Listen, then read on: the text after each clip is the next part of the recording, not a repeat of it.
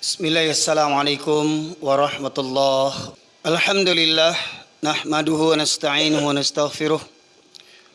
Wa na'udzu billahi min syururi anfusina wa min sayyiati a'malina.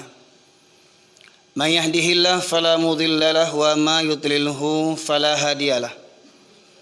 Asyhadu an la ilaha illallah wahdahu la syarika lah. Wa asyhadu anna Muhammadan abduhu wa rasuluhu alladzi la nabiyya ba'da. Allahumma salli wa sallim ala nabiyyina Muhammad wa ala alihi wa sahbihi ajma'in. Qala Allah Ta'ala fil Qur'anil Karim, a'udzu billahi minasy syaithanir rajim.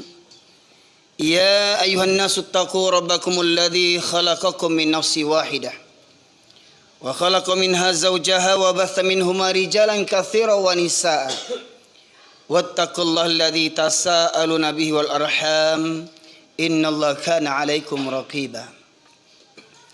Wa qala ya ayyuhalladzina amanu taqullaha haqqa tuqatih wa la tamutunna illa wa antum muslimun.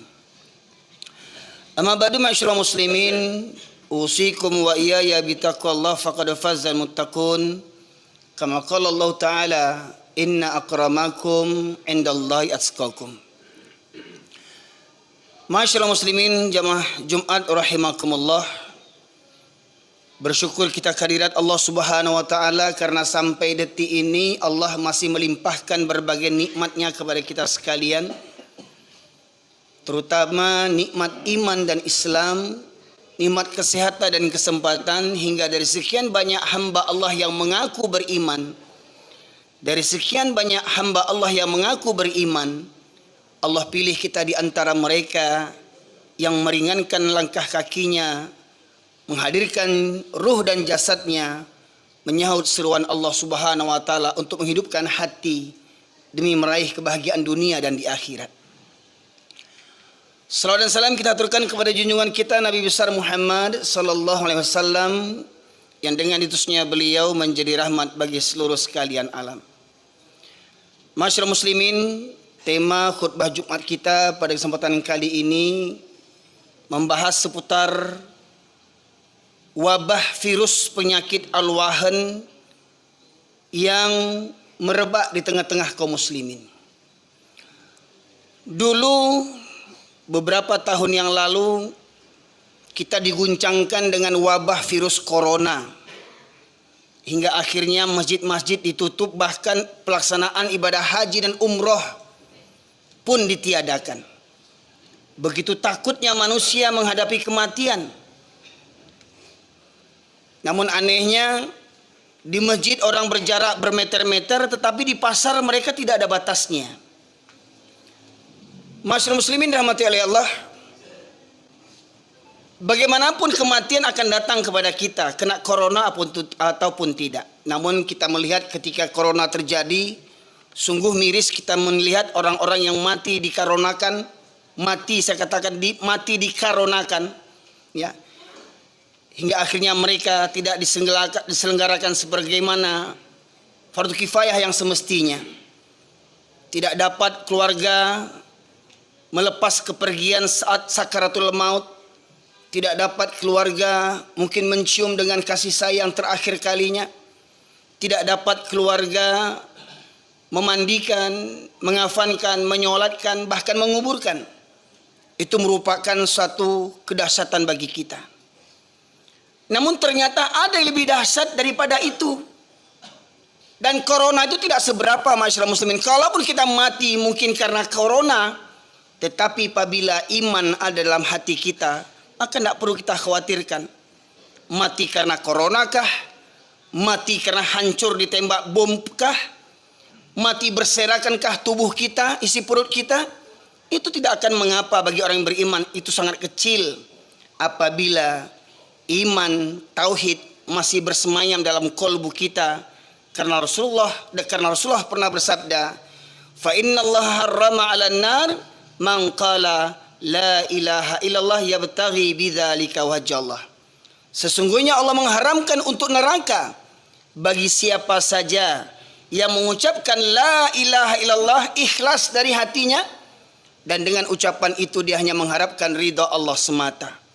Bagaimanapun kematiannya, asalkan hakikat la ilaha illallah terpatri dalam jiwanya, maka sungguh Allah haramkan untuknya neraka. Sedetik pun tidak akan dijamah oleh neraka.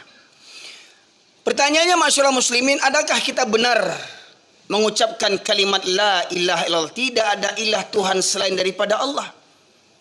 Benarkah kita memilih Islam sebagai agama yang terbaik satu-satunya? Innad dina indallahil Islam. Sesungguhnya agama yang diterima oleh Allah hanyalah agama Islam. Benarkah kita mengucapkan ikrar raditu billahi rabba wa bil islami dina wa bi Muhammadin nabiyya wa rasula? Aku redha Allah sebagai Rabbku, Islam sebagai agamaku, Muhammad sebagai nabi dan Rasulullah. Maka daripada itu masyarakat muslimin, dalam kesempatan kali ini saya sampaikan hadis Rasulullah SAW dari riwayat Thauban radhiyallahu anhu, di mana Rasulullah SAW bersabda, yushikul umamu an tada'a alaikum kama tada'al akalatu ila qas'atiha. Faqala qail wa min qillatin nahnu yawma idzin qala bal antum katsir walakinnakum gutha'un ka gutha'is sail wala yanza'anna Allah min suduri aduikum mahabbata minkum wala yaqdhifanna Allah fi qulubikumul wahn. Faqala qail wa mal wahn ya Rasulullah? Hubbud dunya wa karahiyatul maut. Rawahu Abu Daud wa Imam Ahmad. Dalam riwayat ini Rasulullah bersabda, akan datang suatu zaman nanti kalian umat Islam akan diperebutkan seperti mana orang-orang lapar memperebutkan makanan. Makna yang tersirat di balik yang tersurat, diperebutkan seperti mana orang-orang lapar memperebutkan makanan, maknanya adalah mereka, kalian umat Islam akan diperangi oleh kalangan orang-orang yang membenci Islam, dari kalangan orang-orang kafir, orang-orang musyrik, dan orang-orang munafik. Seperti mana dalam kalimat takbir yang kita kumandangkan, walau karihal kafirun, walau karihal musyrikun, walau karihal munafikun. Sesungguhnya orang kafir, orang musyrik, bahkan orang munafik. Siapa orang munafik ini? Penampilannya Islam, KTP-nya Islam, tetapi hatinya busuk, lebih busuk daripada orang-orang kafir. Berada dalam barisan kita, berada dalam saf kita, penampilannya sama dengan kita, janggutnya panjang, jubahnya labuh, jidatnya hitam, tetapi mentalnya mental munafik. Masyaallah muslimin. Sidang jamaah Jumat rahimakumullah. Dalam hadis ini Rasul menegaskan, akan datang nanti masanya kalian umat Islam akan diperangi seperti mana orang-orang lapar memperebutkan makanan, hingga Islam itu hancur berserakan menjadi serpihan-serpihan kecil. Lantas ada sahabat yang bertanya, apakah ketika itu jumlah umat Islam minoritas ya Rasulullah? Apakah ketika itu umat Islam jumlahnya sedikit? Bahkan kata Rasulullah, ketika itu kalian jumlahnya banyak, kalian jumlahnya mayoritas di negeri itu, tapi banyaknya kalian seperti buih di atas air. Nampaknya banyak, jumlahnya banyak, kuantitasnya banyak, tapi tak berkualitas, tak bermutu. Hanya bangga dengan mayoritas. Oh, kami umat yang mayoritas. Presiden kami Islam, wakil presiden kami Islam, menteri-menteri kami Islam, tentara-tentara banyak Islam, polisi banyak Islam, pemerintah-pemerintahan dipimpin oleh orang-orang Islam. Tapi pada hakikatnya mereka benci kepada Islam. Itulah orang-orang munafik, masyaallah muslimin. Negeri yang mayoritas muslim terbesar di dunia tapi bermental munafik. Jumlahnya banyak, tapi tak berkutik, diotak-atik oleh orang-orang kafir dan orang-orang munafik. Jumlahnya banyak, tapi tak berkutik, diotak-atik oleh orang-orang kafir dan orang-orang munafik. Kemudian Rasulullah menegaskan, jumlah kalian banyak ketika itu, tapi banyaknya akan seperti buih di atas air. Lantas Rasulullah melanjutkan, dan Allah cabut rasa takut musuh-musuh terhadap kalian. Kalimatnya, Allah cabut rasa takut musuh-musuh terhadap kalian. Karena pada hakikatnya, orang-orang kafir, Orang-orang musyrik dan munafik pada hakikatnya mereka lebih takut kepada manusia dibandingkan kepada Allah Subhanahu wa taala. Coba lihat betapa banyak bawahan takut dengan atasan diperintah untuk berbuat zalim. Bawahan yang goblok ini mengerjakannya karena apa? Takut dipecat, takut tidak naik pangkat, takut dimutasi, takut anak bini tidak makan, takut hilang fasilitas negara yang selama ini dipakainya. Rumah dinas gratis, mobil gratis, segalanya gratis. Demi itu mereka mau taat kepada atasannya, tetapi mereka tak takut kepada Allah Subhanahu wa taala. Betapa banyak mental orang Islam seperti begitu hari ini, masyaallah muslimin. Tak tanggung penampilan gagah perkasa. Karena apa? Karena takut dipecat sama atasan, takut tidak makan, takut miskin, takut mati kelaparan, tapi tidak takut kepada Allah Subhanahu wa taala. Jadi dalam penggalan hadis tadi Allah cabut rasa takut musuh-musuh terhadap kalian. Jadi maknanya orang kafir yang segelintir itu, orang kafir yang sedikit itu tidak merasa takut berada di tengah negeri yang penduduknya mayoritas Islam. Karena apa? Karena mayoritas umat Islam di negeri itu adalah orang-orang yang cinta dunia dan takut mati. Demi pangkat dan jabatan, rela memberikan suap kepada rakyat. Demi apa? Tolong coblos saya nanti ketika pileg, ketika pilpres, ini dananya sekian, modal pemilu sekian, miliar-miliaran, triliun-triliunan untuk modal pemilu. Demi apa? Menyogok, menyumbat mulut-mulut rakyat. Dan kalaupun mereka terpilih jadi presiden, terpilih jadi menteri, terpilih jadi gubernur, nggak usah kaget masyarakat muslimin yang dirahmati Allah. Allah menegaskan, falamma nasu ma dzukiru bi fatahna alaihim abwaaba kulli syai' hatta idza farihu bima utu akhadnahum baghtatan wa hum mublisun. Surat Al-An'am ayat 44. Dan ketika seseorang itu mendurhakai ayat-ayat Allah, ketika mereka mendustakan ayat-ayat Allah, tidak takut, tidak tahu mana yang halal, mana yang haram jadi halal, yang halal jadi haram, takut kepada manusia dibandingkan takut kepada Allah. Orang yang begini kata Allah, maka akan kami bukakan pintu-pintu kesenangan. Jadi nggak usah heran kalau ada orang zolim jadi pejabat, orang zolim jadi presiden, orang zolim jadi gubernur, jadi wali kota, jadi tentara, jadi polisi, koruptor, agen narkoba, membunuh nyawa orang tanpa merasa berdosa. Tidak perlu takut, masyarakat muslimin. Kau naik pangkat, kau terpilih jadi presiden, jadi gubernur, jadi DPR. Karena apa? Karena kezolimanmu. Allah berikan semua kesenangan-kesenangan. Hingga ketika kau merasa bangga dengan kezolimanmu, hingga kau merasa bangga dengan kekuasaanmu seperti kekuasaan Fir'aun, kau buat undang-undang untuk melegalkan kezolimanmu. Maka Allah katakan, Allah bukakan semua pintu-pintu kesenangan. Kau terpilih jadi presiden kesekian kalinya, kau terpilih jadi anggota dewan, kau naik pangkat, dapat penghargaan, tetapi kau fitnah orang-orang Islam, kau fitnah orang-orang Islam, kau fitnah para ulama, kau penjarakan para ulama yang jujur hingga tinggal ulama-ulama penjilat. Maka ketahuilah, Allah bukakan pintu-pintu kesenangan ketika kau berbangga dengan kezolimanmu itu. Ketika kau berbangga dengan jabatan yang kau dapatkan dengan cara yang zolim, maka kata Allah, maka akan kucabut nikmat itu secara tiba-tiba hingga engkau terdiam berputus asa. Pertanyaannya, masihkah orang Islam di negeri yang mayoritas ini beriman kepada Allah Subhanahu wa taala? Masihkah mereka beriman ada hari perhitungan? Masihkah mereka beriman ada hari pengadilan yang maha adil? Tidak seperti pengadilan di dunia ini, hukum bisa dibeli, jaksa, pengacara, hakim, penegak hukum, mereka yang melanggar hukum. Masyaallah muslimin, seakan-akan mereka merasa dunia inilah selama-lamanya hidup di dunia. dan seakan-akan mereka tidak percaya ada hari pengadilan.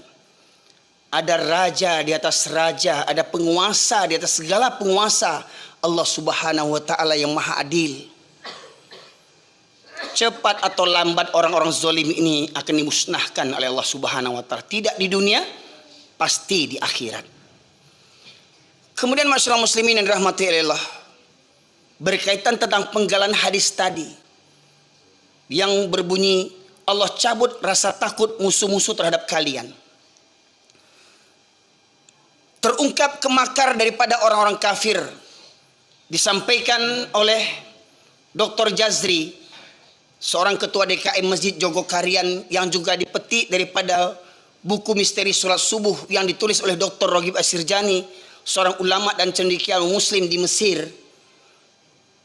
Terungkap perkataan seorang tokoh Yahudi bernama Goldamir. Apa kata mereka? Apa katanya? Kita orang kafir Yahudi tidak perlu takut kepada umat Islam. Selagi umat Islam masjidnya di waktu subuh tidak seramai seperti waktu sholat Jumat. Selagi masjid-masjid umat Islam di waktu subuh tidak seramai seperti waktu sholat Jumat. Jadi mereka mengukur kekuatan umat Islam itu diukur daripada kekuatan dengan keadaan jamaah sholat subuh. Mereka mengukur kekuatan umat Islam dari kehadiran kaum muslimin waktu sholat subuh. Karena pada hakikatnya mereka pun beriman akan hadis yang sampaikan Rasulullah. Dua sholat yang berat bagi orang munafik adalah sholat isya dan subuh berjamaah. Kalau sholat Jumat laki-laki bisa hadir. Penjudi datang hari ini. Pecandu chip datang hari ini. Orang zolim koruptor datang hari ini sholat Jumat. Di mana-mana masjid mereka datang hari Jumat. Namun mereka berat datang sholat subuh berjamaah rutin, secara rutin. Karena kata Rasulullah, dua sholat yang berat bagi orang munafik adalah sholat isya dan subuh berjamaah. Sebagaimana kata Buya Hamka, kalau kau ingin melihat orang Islam, lihat waktu sholat hari raya. Laki-laki perempuan pendosa keluar semuanya. Kalau kau ingin melihat laki-laki muslim, lihat hari Jumat. Maka datang, yang sholat seminggu sekali datang ke masjid. Ya, yang masih ngobrol di luar, merokok, main handphone, duduk di parkiran, otak tak punya. Islam 7 keturunan tak mengerti juga lagi, masuk kau ke masjid. Karena ketika khotib sudah naik mimbar, malaikat yang menjaga pintu masjid mencatat para yang hadir. Malaikat menutup bukunya dan duduk mendengarkan khutbah. Ini masih banyak di masjid-masjid kita saksikan. Sambil merokok, duduk di parkiran, main handphone. Orang khutbah sudah dijalankan. Pertanyaannya, lai bau tak orang tu lai? Lah baru lama masuk Islam. Batosat karihna kaji. Lunak kaji itu untuk orang yang baru masuk Islam. Ya, belunak-lunak kaji. Ini udah Islam 7 keturunan tak mengerti juga lagi. Di mana otakmu? Maka kata Allah, afala ta'qilun? Afala tafakkarun? Apakah kamu tidak menggunakan akalmu? Apakah kamu tidak berfikir? Suka berlambat-lambat datang ke masjid hari Jumat.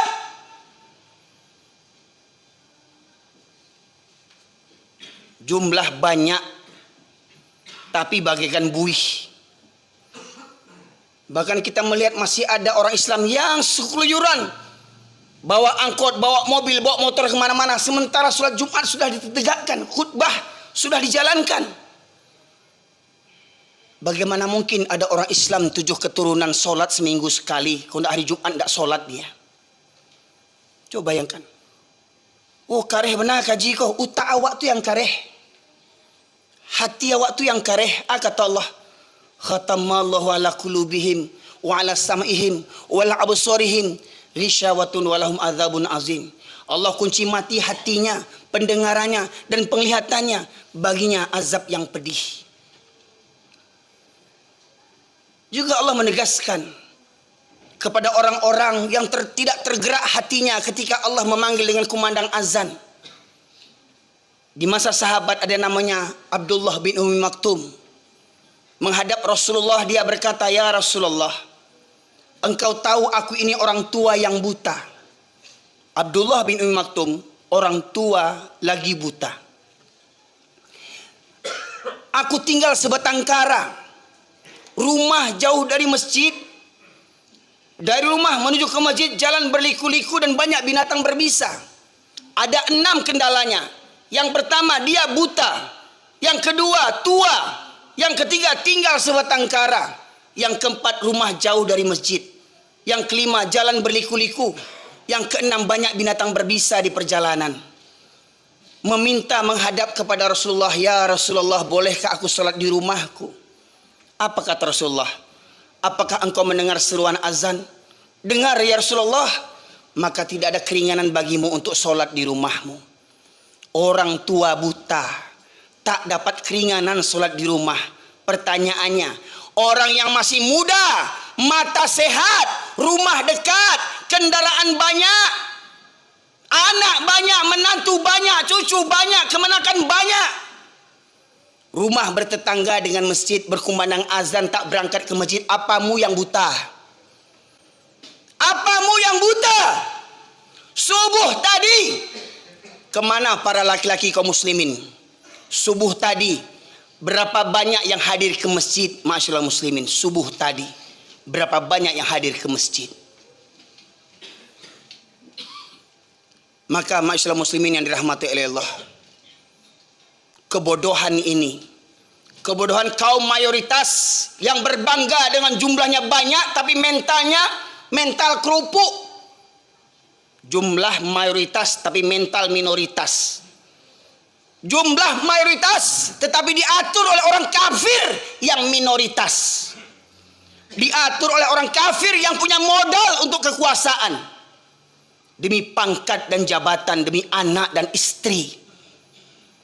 Takut mati kelaparan, akhirnya apa? Menggadaikan iman dan akidah. Maka Rasulullah menegaskan,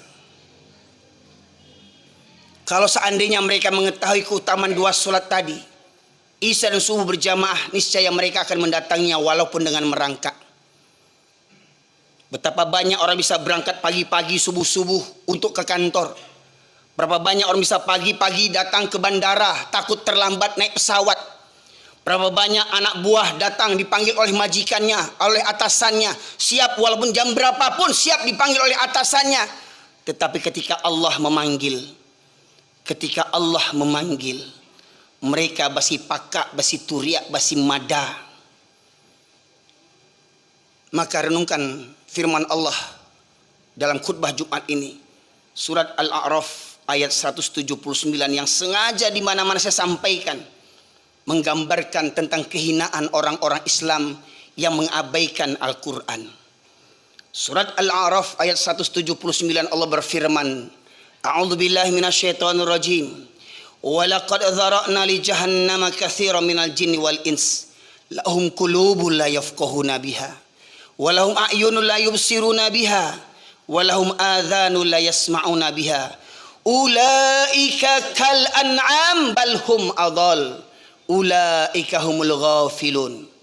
Dan sungguh akan kami penuhkan neraka jahanam banyak dari kalangan jin dan manusia. Mereka yang memiliki hati tetapi tidak digunakan untuk merenungkan ayat-ayat Allah.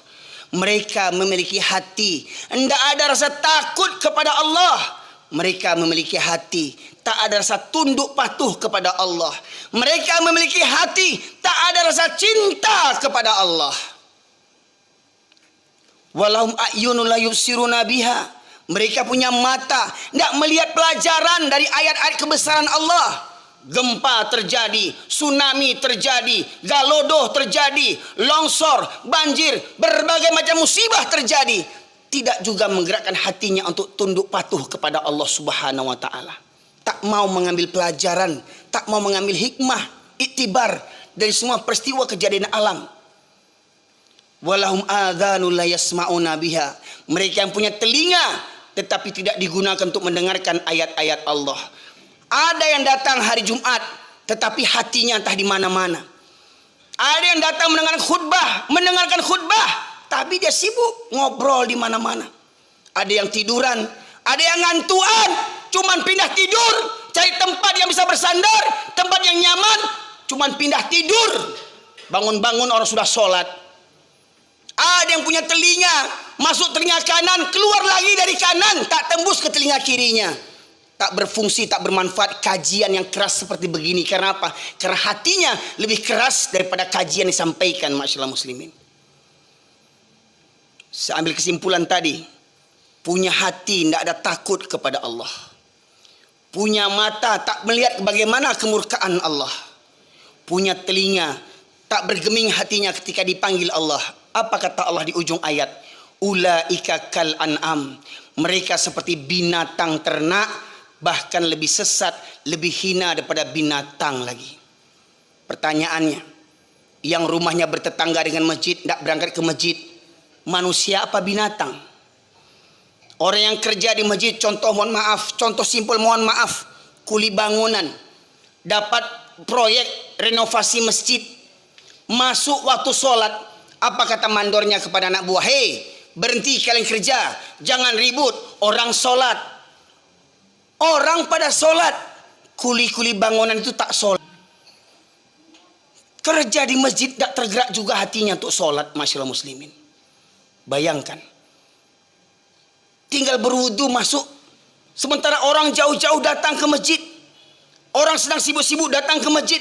Ini di masjid kerjanya, di masjid tetangganya, rumahnya berdekatan dengan masjid, berkumandang azan 5 waktu, tak berangkat ke masjid. Tapi kurang ajarnya, sekali ke masjid di depan imam tegaknya, sekali ke masjid di depan imam berbaringnya. Betapa kurang ajarnya, semasa hidup malas ke masjid. Sekali ke masjid berbaring di depan imam, tak ada adabnya. Itu manusia yang malas sholat, masyaallah muslimin.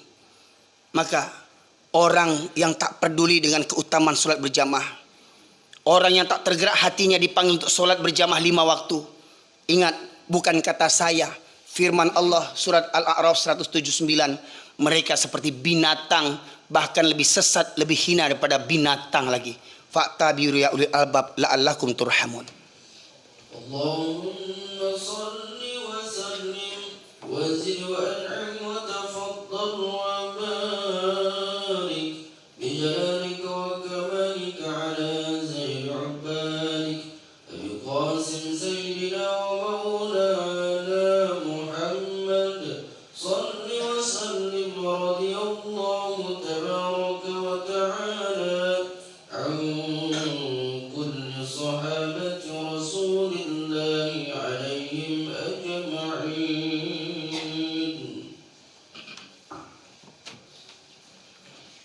Alhamdulillah, nahmaduhu wa nasta'inuhu wa nastaghfiruh wa na'udzu billahi min syururi anfusina wa min sayyiati a'malina. Man yahdihillahu fala mudilla lahu wa ma yudlilhu fala hadiyalah. Asyhadu an la ilaha illallah wahdahu la syarika lah wa asyhadu anna Muhammadan abduhu wa rasuluhu alladzi la nabiyya ba'dah. Allahumma salli wa sallim ala nabiyyina Muhammad wa ala alihi wa sahbihi ajma'in. Masyaallah muslimin sidang jemaah Jumat rahimakumullah. Dalam khutbah Jumat yang kedua ini saya sampaikan perkara-perkara yang menjadi Tuhan bagi manusia. Ada orang yang bisa mengucapkan la ilaha illallah berpuluh kali, beratus kali, beribu kali, bahkan berjuta kali, tetapi di luar kalimat itu mereka masih bertuhankan kepada selain Allah.